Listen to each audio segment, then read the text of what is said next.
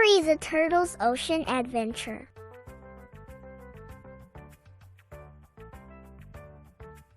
Once upon a time, in the big blue sea, there was a friendly turtle named Terry. Terry loved swimming and playing among the waves.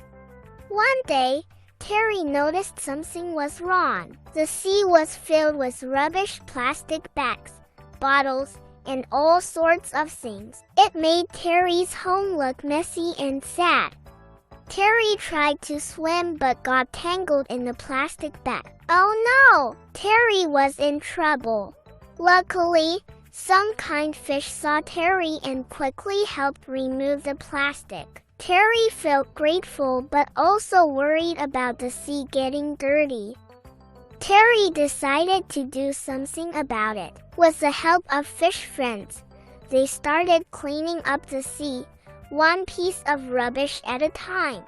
Terry's underwater friends learned a valuable lesson: never to throw rubbish into the sea. They understood that keeping the ocean clean was important for everyone who lived there.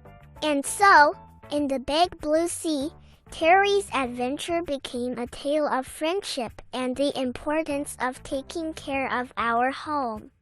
The end. Brought to you by Animate with Banky Studios.